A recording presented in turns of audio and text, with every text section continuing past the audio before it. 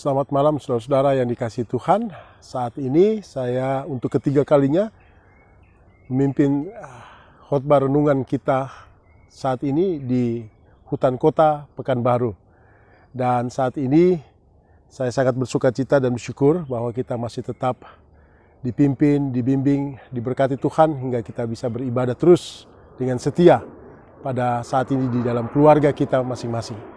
Saudara yang dikasihi Tuhan, ibadah kita saat ini, firman Tuhan terambil dari 1 Korintus pasal yang ke-8, ayat 1 sampai dengan ayat 13, yang konteks berbicara di mana Paulus menasihati kepada jemaat di Korintus, adanya perselisihan, adanya orang-orang yang kemudian merasa bahwa ia sudah merdeka, ia sudah diselamatkan, tapi dengan merasa memiliki pengetahuan dan memiliki keberanian, lalu kemudian ada satu sikap-sikap yang rasanya tidak berkenan, yaitu di mana mereka dengan mudah mempertontonkan imannya dengan memakan makanan yang tadinya daging itu dipersembahkan untuk Aphrodite, lalu kemudian untuk dewa-dewi Yunani, tetapi kemudian mereka menikmatinya di hadapan orang-orang Kristen yang baru. Saudara yang dikasihi Tuhan, hal itu kemudian menjadi satu pertanyaan besar, bukan persoalan apakah makanan itu layak atau tidak layak, tetapi persoalannya yaitu hal itu menimbulkan di dalam jemaat satu permasalahan di mana ada orang-orang yang merasa bahwa sikap memakan makanan atau tindakan memakan makanan dari daging, dari persembahan berhala itu sesuatu yang tidak menunjukkan iman percaya kita kepada Yesus Kristus. Hal itu kemudian memicu, di satu sisi ada orang yang merasa bahwa itu tidak masalah, di sisi lain ada yang menganggap masalah. Paulus mengingatkan kepada jemaat untuk senantiasa berhati-hati. Di ayat yang ke-9, kalau kita baca dikatakan demikian, bahwa tetapi jagalah supaya kebebasanmu ini jangan menjadi batu sandungan bagi orang yang lemah. Saudara-saudara, kalau kita adalah orang-orang yang dianggap sebagai orang yang percaya, yang kuat iman kita menghadapi segala tantangan pergumulan, tetapi kita juga memiliki tanggung jawab untuk menyadari bahwa ada orang-orang di sekitar kita yang sesama iman kita juga seorang yang lemah, yang perlu berproses untuk belajar seperti pengalaman iman, seperti kekuatan iman kita.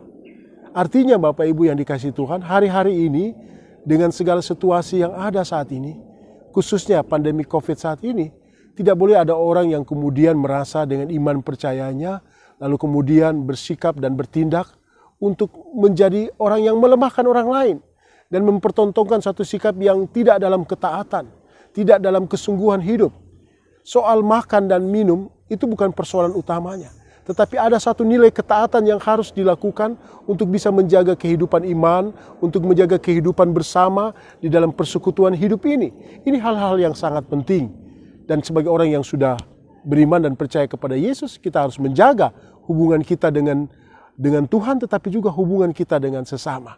Jangan sampai melemahkan iman dengan kesombongan iman kita, rasa percaya diri iman kita, sehingga kita merasa bahwa kita tidak perlu hidup dalam ketaatan seperti yang dilakukan oleh banyak orang percaya. Hari-hari ini ketaatan kita, Bapak Ibu tahu, Bapak Ibu menyadari, Bapak Ibu selalu didengarkan bahwa gunakan disiplin atau ketentuan yang diberlakukan, yaitu disiplin kesehatan, protokol kesehatan. Itu sangat penting bagi kita. Jangan ada yang sombong dengan hal itu. Jangan ada yang merasa mampu untuk mengatasi COVID sendiri. Saat ini kita harus saling meneguhkan dan menguatkan. Yang kedua, saat ini kita juga diajak untuk merenungkan dari ayat 12 sampai dengan ayat 13, ada sikap kita. Daripada kita menjatuhkan orang lain, membuat orang yang imannya lemah, lalu kemudian melemahkan orang lain, Paulus katakan, lebih baik saya tidak melakukan itu. Lebih baik saya bisa berupaya untuk menolong, membantu orang lain. Sikap menolong, membantu orang lain agar imannya tidak lemah adalah cara kita agar iman kita pun juga bisa menjadi penopang, bisa menjadi penguat bagi orang lain. Iman yang kuat adalah iman yang bisa menolong, menyelamatkan orang-orang yang lemah iman. Dengan nasihat-nasihat kita, dengan kemampuan kita untuk senantiasa setia, selalu mendoakan mereka, setia untuk membantu mereka, meneguhkan mereka, memotivasi mereka. Ini adalah salah satu cara agar kita senantiasa, Bapak, Ibu, dan saya, berupaya untuk menyelamatkan orang lain. Menghindari sikap kita agar tidak melemahkan orang lain, iman orang lain adalah cara yang pasti.